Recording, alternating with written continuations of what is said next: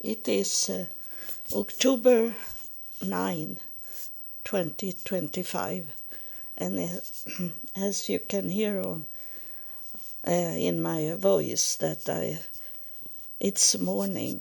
It's 9 o'clock in the morning on a Thursday, and it's a wonderful day to be inside. But it's sunshine here, clear blue sky. But it's cold, start to be cold here in Sweden. In Helsingborg, it's the city where I live. And I am Swedish. I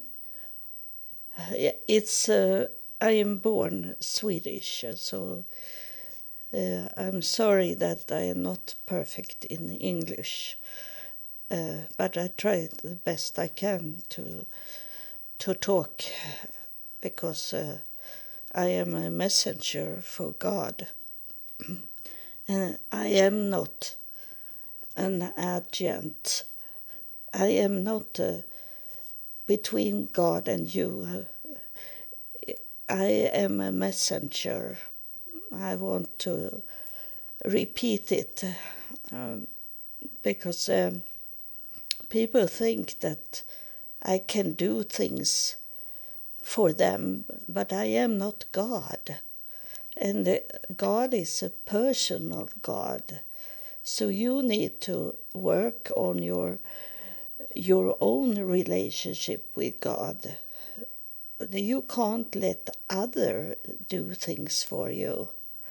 I am a healer. I can heal you, but I can't ask things for you to God. I can only talk to God about people, a lot of people, like in a country or what's going on in the world, like that, but not a personal thing. And so I'm sorry for that, but my podcast is to teach you how to come closer to God. That's what I'm working for, to be the voice of God to you, or a voice of those in afterlife to you. And yesterday it was a sad day because this woman was here, and I don't understand why she need to ask questions so much, because they are going to deny me. They go and say no to me to come to elder care, because there is you really should be sick. But when I meet old people and they are in elder care, they are not sick. So I don't understand why I can't be there, because I have very much issues with my body. And then when we sit and talk, the more I realize that she is not going to say yes to me, then my brain starts to be bad, and I couldn't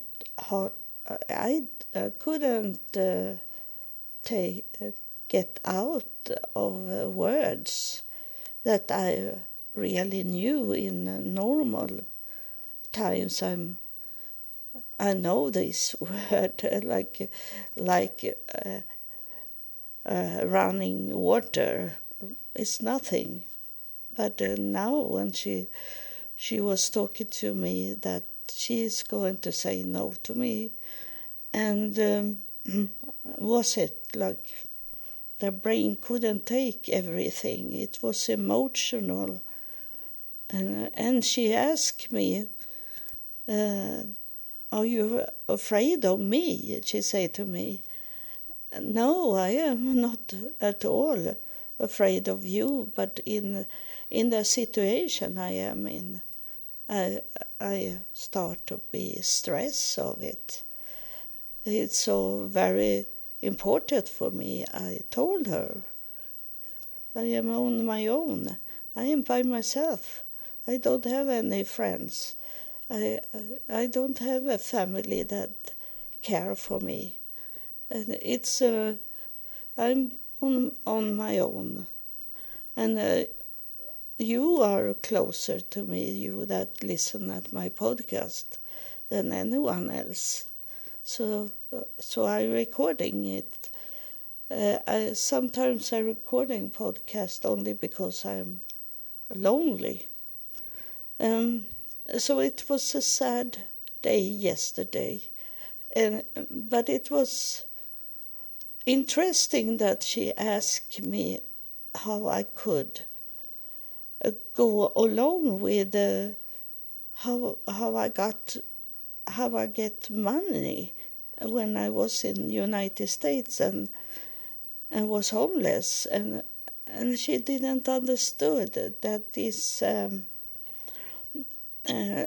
she have very much money. She earn very much money. She is like a so-called safe place, and so she couldn't understand. I was in the United States homeless for 3.5 years. Uh, I had some small job, but it was only for a short time, and I never could get any money so I could rent my own home. I didn't have this credit in United States as I have not been living there for a long time. I didn't get any money from the social department because they say Sweden take care of their own citizen, they say. But Sweden didn't do that. I wrote to the government in New York and Swedish department in New York and asked them to help me. But they wrote back to me. It was when I live with this Muslim family, so I have an address that they could send a letter to. And they say that you have left the Sweden of your own will, so we don't need to help you. They wrote me, so I didn't get any help from Sweden, and I was to the lawyer's library for many times and read the law in the United States, and it says that United States and Sweden have an agreement to help each other citizens, but they don't do it because even if they know that law, they don't use it and think that people don't know that. But it was after the Second World War that we had this agreement because we are aliens. Aliens. We are together with the United States. When I was military, I could join the military in the United States, but I was too old for it when I come to the United States. I was 48 years old, so I couldn't do that. And so there was a law, but no one cared about it. So I have studied the Swedish law at the university, so it was easy for me to come in, and it was just in a terrorist attack in New York, but they let me in at the library, and after a while they come to know me, so I didn't need to show anything.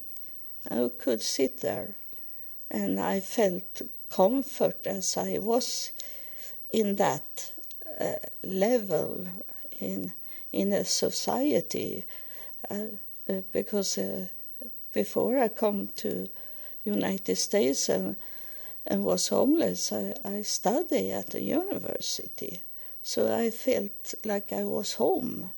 So it was very comfort for me, but I didn't get any help, and I moved away to all kind of shelters. Most of the shelters was that I have been almost close to be killed in United States. So domestic violence shelter. And so yesterday it was sad. But then God did something that I want to tell you. That it was someone that downloaded 500 episodes. That's what I can see on SoundCloud. I don't know those other platforms, how it's working with my podcast or the Spirits podcast. But I can see I can see all statistics, but I only care for SoundClouds, how it looked like there, because it's where I recording it. So there was 500 episodes was downloaded in Dallas, Texas, and that make me be happy and thankful that someone, or more people download 500 episodes, and that means they take it serious, that you understand that you can learn about God and afterlife with me, and with this podcast, because the Spirit is here and talking, and they tell you the truth, and it is about if people that doesn't know God. And this woman yesterday, she don't know God, and she didn't understood how I could be homeless for 3.5 years in United States without getting any money. I had $0 in my pocket most of the time, and I only walk, and it was like. That's why my brain is so bad condition, because I only have to survive in the United States. I didn't get any help from any of these religions, institution, the walls. I never got any help. I say that, but you maybe think I get help, but I got help. The most I have got was $100, but that was that the church I was in, a black church. They say that I needed to go on 6 Sunday service before I could get $100. That's what they wanted from me, and I did that as I had no church, that a special church I was in. I asked God every morning on Sunday, show me where you want me to go, to what church you want me to go. And then I go to that church. And as they say that I needed to go 6 Sundays to the church, I did. But they don't. It was that church that they did the food and give out to people. And I was hungry, but they didn't feed me. They knew I was standing there and look at them when they make food, and they had food left over, and they ask each other, do you want this food? Do you want this food? And they didn't, so they put it in trash, and I standing there and saw them and heard them. And then it was some spirit that was over my shoulder and saying that into my ears, that there is a problem in the church. He said that it's not outside the church, it's inside the church. He told me that is a problem because they don't know God. This is a traditional place, it's a social place. It is only to meet each other every Sunday or Saturday, and they check out the clothes. And I was with people that say, you must have the new clothes every Sunday, and I needed to make my nails, and everything should look so perfect.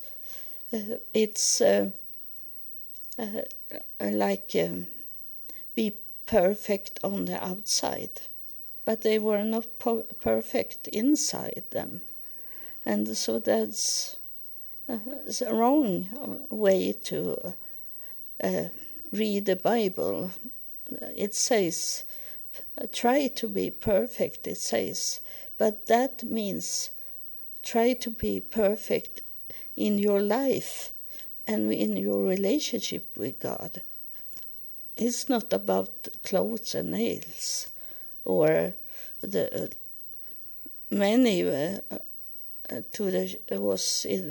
I was in most black churches, and they were like Christmas tree when they are coming, so very much gold jewelers on them. And it says in the Bible that you should not be like that. You should not wear things on you so you look like a Christmas tree. That a tree should never be in the church, the Christmas tree, because it's not God's talking about what we should do. But many churches have Christmas tree, and it is very nice. It is, but it's not what God is telling us to have. It's not about the tree. That is a material for the killing weapon, the cross. So where Jesus was killed was on a tree. So that should we not use in the church. Of course, we can do that at home, but not in the church. That is a special place. And the same thing that is today is it in many churches, that those preaching people, they have genes and those things they have in ordinary days. They don't put clothes on that is special for the church, for the Sunday and Saturday, or Saturday, whatever you go to the church for. And it should be modest. It should be clean clothes. And it should not be ordinary clothes. It should be that is special for God. You put your clothes on. But it should not be like a Christmas tree on you. And so it was about...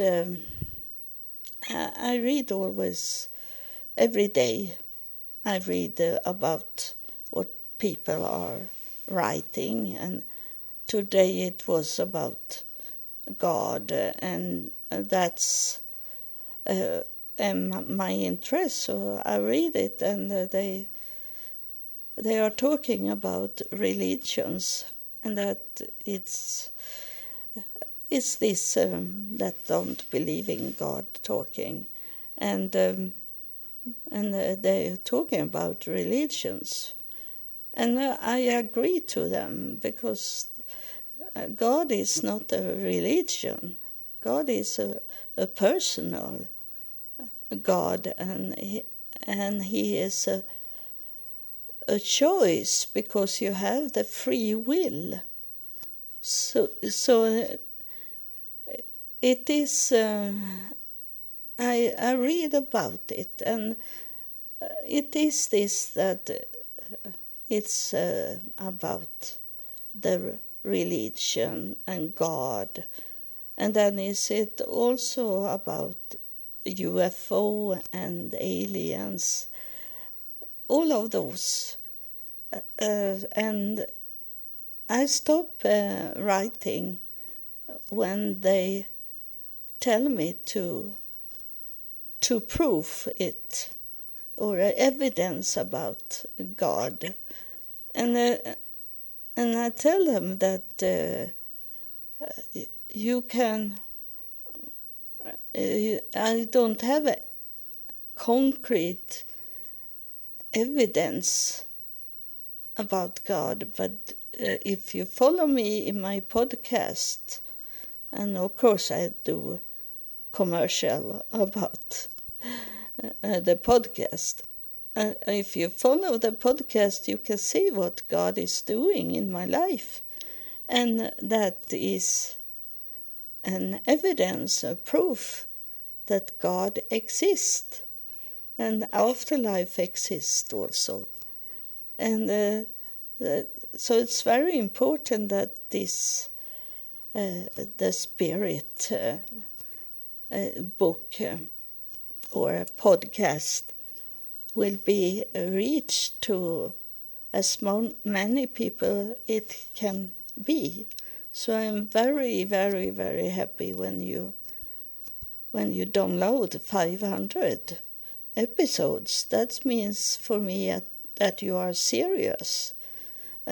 Even if I don't get any money from you, am I thankful that you download and listen and learn from this podcast, because the Spirit had told us about what's going on in afterlife, and they have correct us, because it's me also that I have been in churches very much now, and I had wrong. It was a lie from the pulpit. The devil have been standing many times in the pulpit, and he have target me sometimes, and he target other people that he don't like, that you don't follow him or her. And the devil want everyone to follow him, and you don't do it. So he directing their preaching in the pulpit to you, and you should be happy. You should be thankful that he's showing you that you do right things. You should not be disturbed of it. You should be very thankful that the devil is giving you a hint that you are on your right way. He don't bother anyone that is under him. He don't bother those that follow him, the devil. And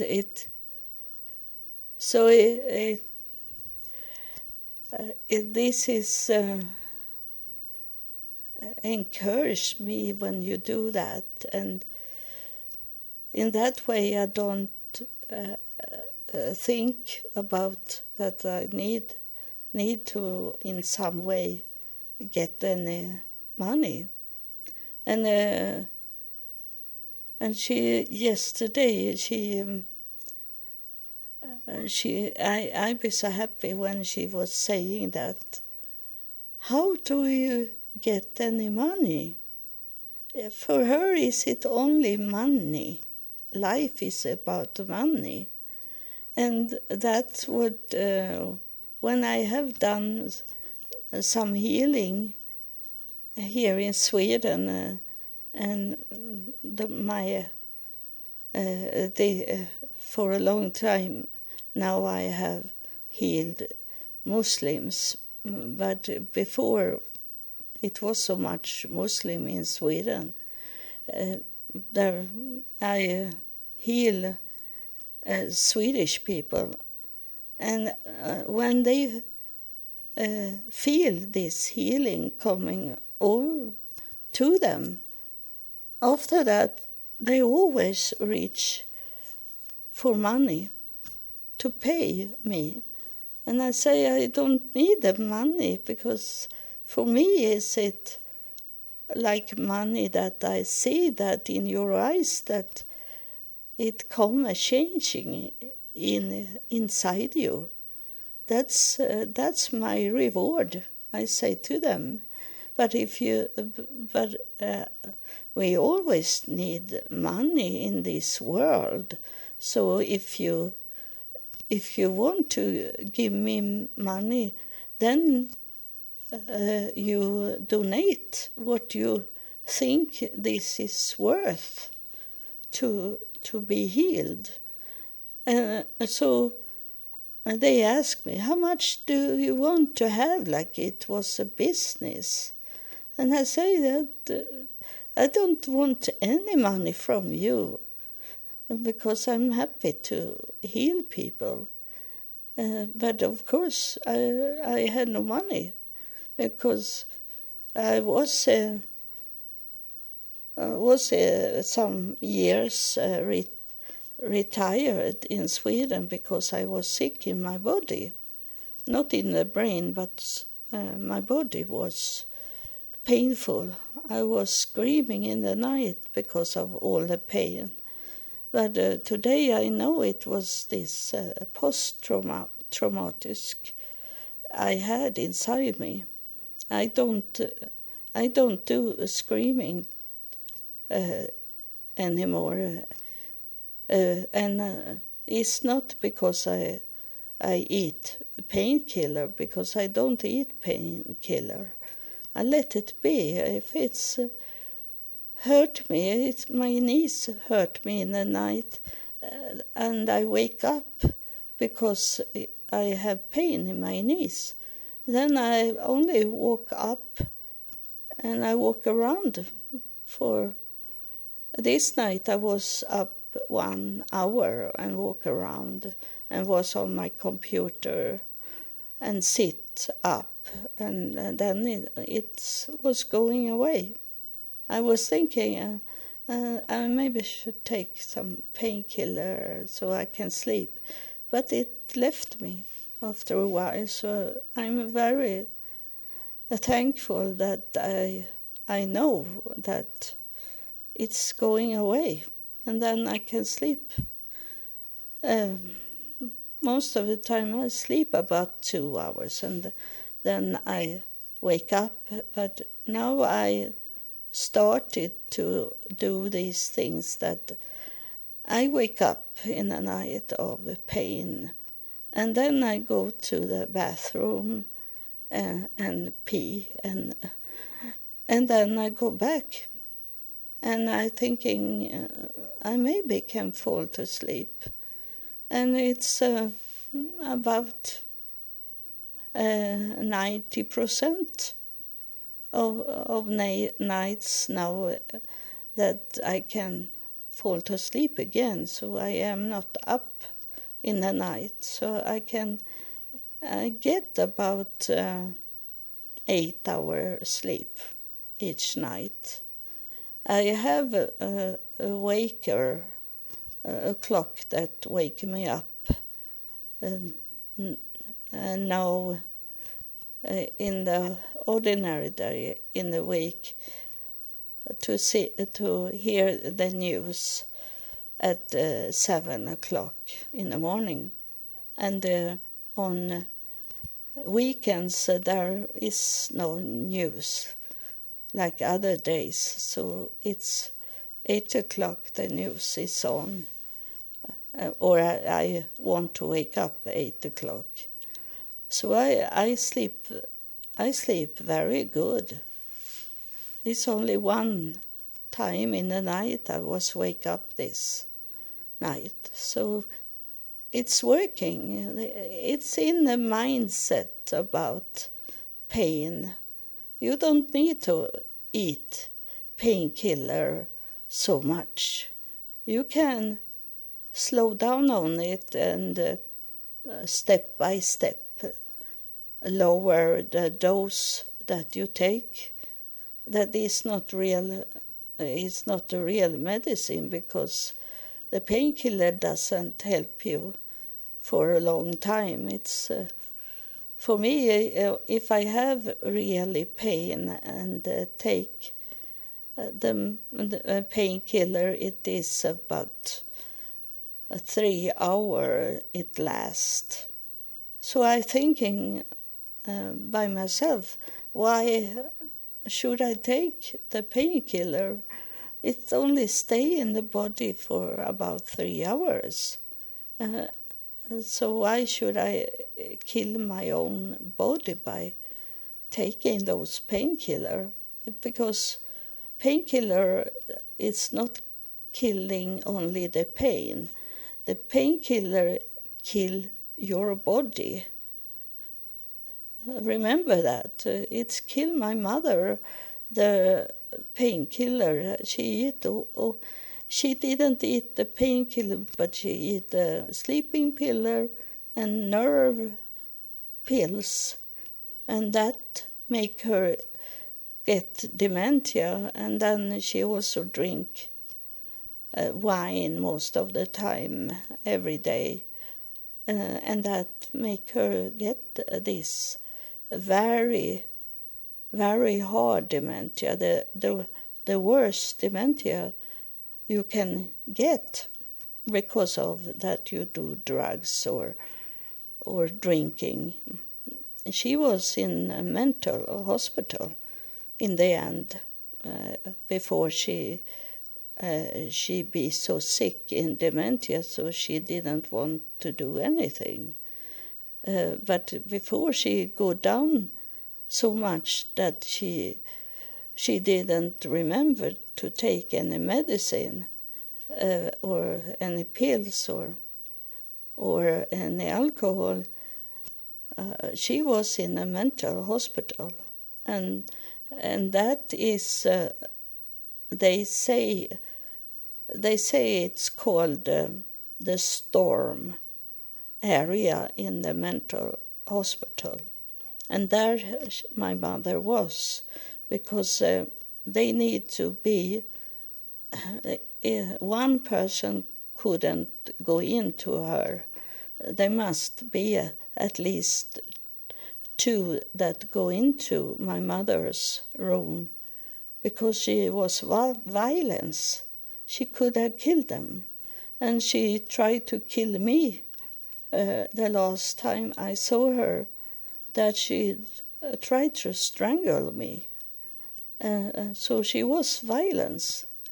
And that can be to you also, that you be in that state because you have done drinking very much and taking medicine that you don't need to take. It's a mindset about painkiller. It's a mindset about the medicine very much.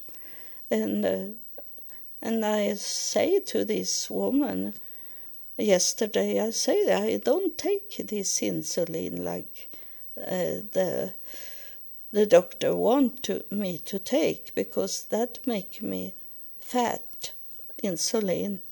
So I try to take insulin only just in the limit of when it's too much blood sugar in me, then I need. And I have this I take every night insulin, and then I have insulin for when I eat food that is sugar in it, and take that insulin. But I don't do that very much. It's what I can have, this food insulin, that I can take when I know that this night insulin doesn't is enough in the morning, and I feel like I can't really walk because the blood sugar is too much. And then I take the dinner, the food insulin, not what I have for the night. But I have not done it for a long time, because I know my diabetes is not about what I eat. Is this that I am full of stress because what I have going through, and it maybe will kill me if I can't move, so I can be relaxed in my moving, and I don't have that money. I rely on my podcast to get those money to pay the bills for the moving. And if you don't help me, you that have money to could do that, maybe you in Dallas, that then I think I will be so disappointed, so I will not do my podcast anymore. It can stay there. I'm going to pay for my podcast to be on internet, but I will not do any more episodes, because you don't do what God wants you to do. He did that for me yesterday, that I saw someone have downloaded the 500 episodes, but first I didn't know where it was, because it didn't show up, because it's American time they do on SoundClouds, and I live in Sweden, so I have to wait until the morning to see it, and I saw it was Dallas. And I'm going to, it's like I take this Barnabas and Jesus, that people say let Barnabas go free, and they took Jesus and placed him on the cross or on the pole, and he was killed because of people doesn't do anything. They don't act.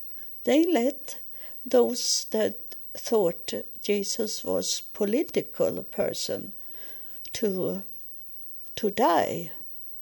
It was not of the religion, it was about the political things in that time. So now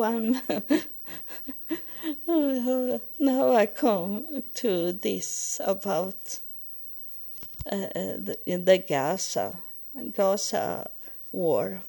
And I don't know, just now today, is it like this I talk? Then you maybe listen for in 2026, then it's different because the world changed very much. And my ancestor is Adolf Nobel, and he that have this Nobel Prize.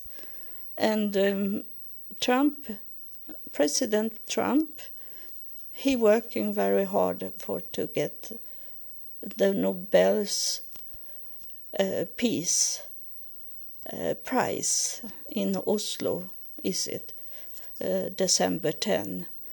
And he's working now. It's like an illusion going on. I am not against Trump, but I am for you people, that you will understand that he's working hard, and he give away United States in some ways because he promise and promise and promise things that we don't hear, but he talking to those that he want to make peace to, he want them to make peace, so he can get the Nobel Prize because he want to be in the top. That's his issues, mental issues. But we all have kind of mental issues, so it's not only Trump, but it's the bad thing is that he's in the top of the world and will want to be there forever. He can never die.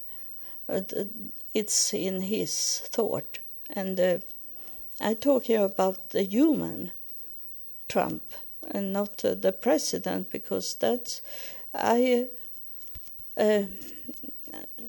am not in political, and it's your choice to have voted that kind of president and not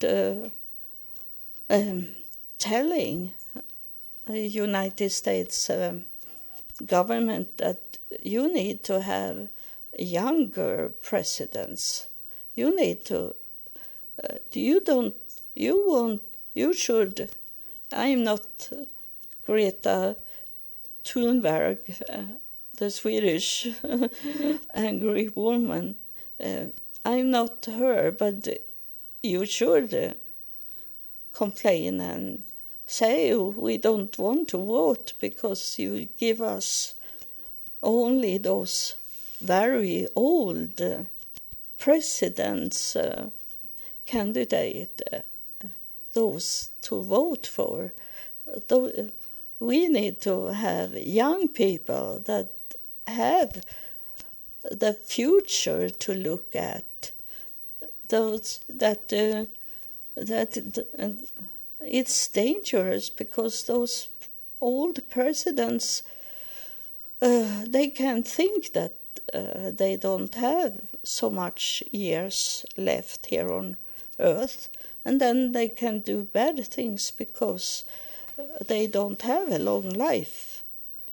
The young people have the future, in their sight. And but the old presidents is also just after they have been president, they almost die, most of them. Barack Obama, he got the Nobel Prize in Peace.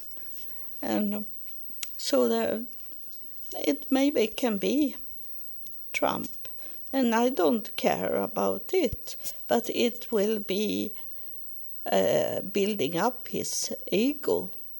He's gonna be worse in this, showing that he is like God himself in that way. And so I am not a political person, but I see what's going on. And because I have this spirit, and they know the future, and they tell me if they want to tell me the future about this world. But just now is it very much choices, and I am not free to choose because I'm under God and God's daughter, and I need to do what God is telling me. So I am not free. But you that is not in God's closest people, you that maybe will be in the meadow in heaven, you will come into heaven, but be on the meadow. And I have told you what meadow is about in heaven. That's where I have seen them. I have really seen them. Those that people that I have known that have been very bad, doing drugs and stealing and a murderer, and those.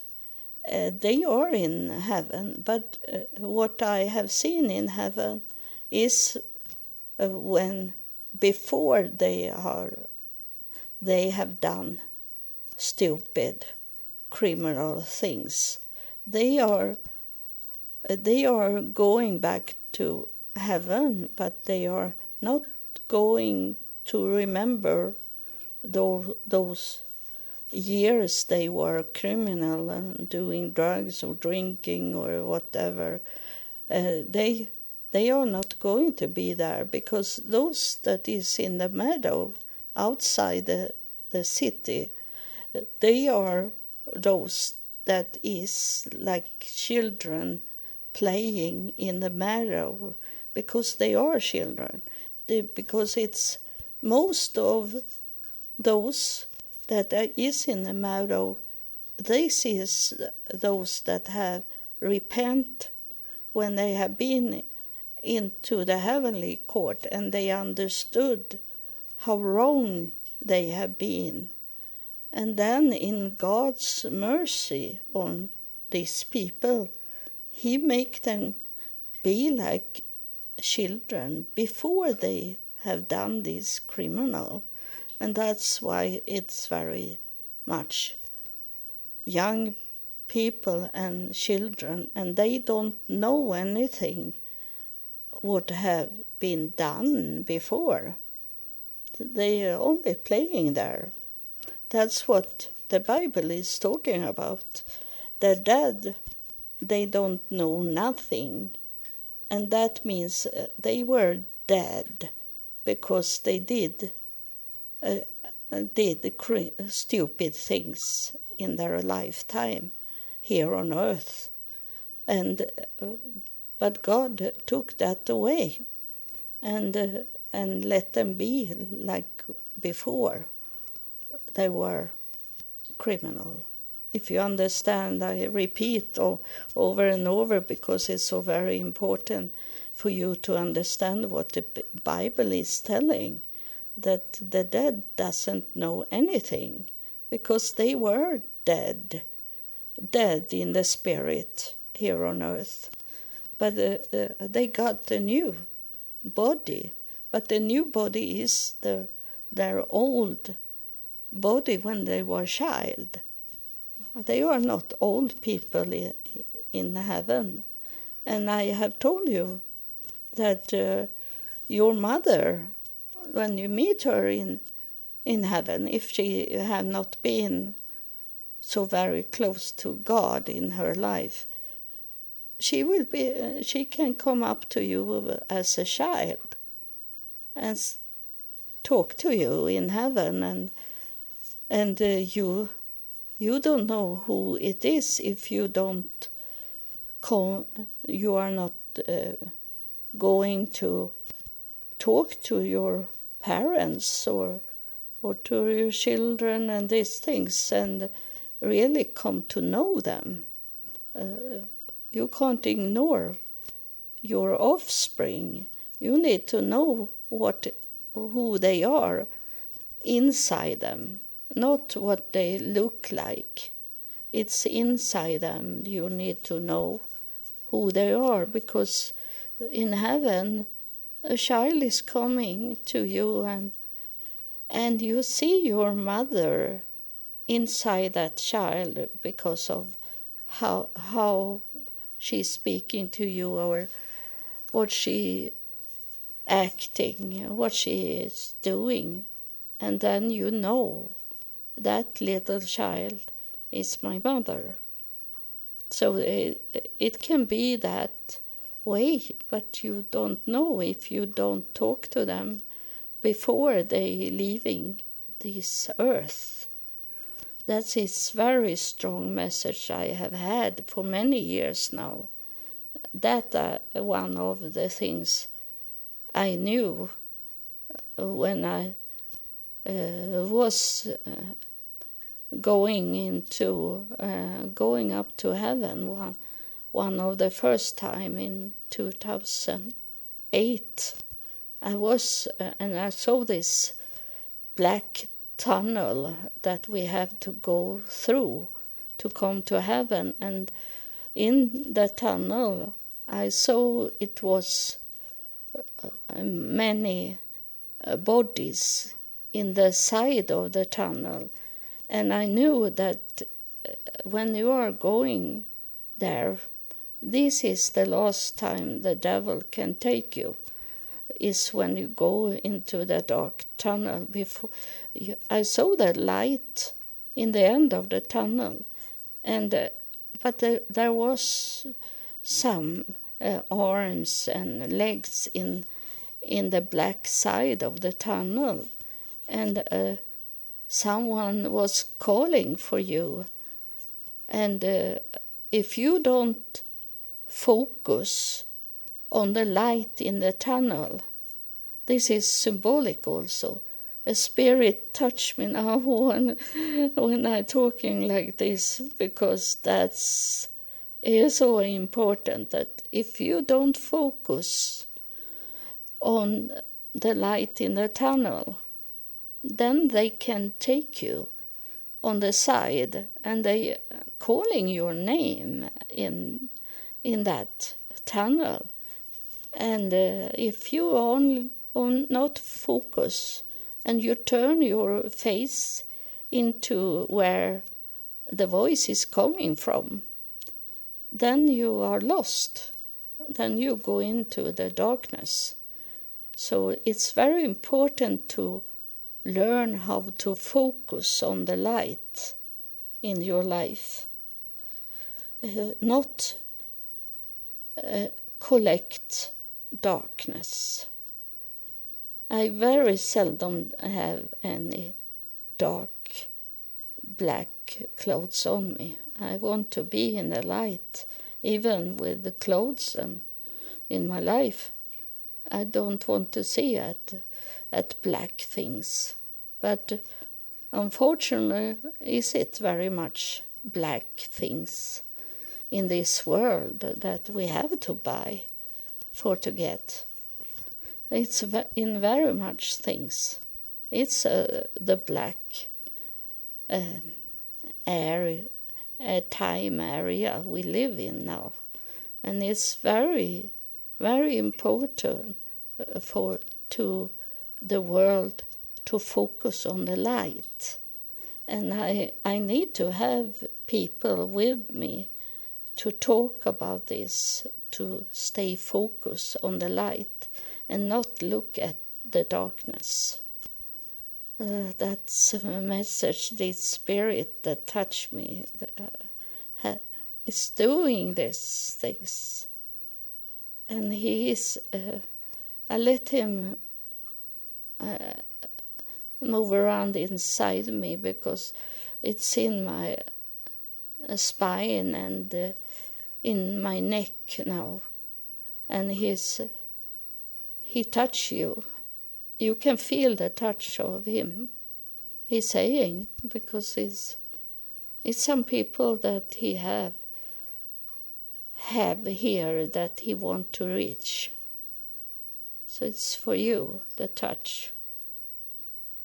So now it start to be weaker, this touch. So he's going to, now I see the hand that he left now.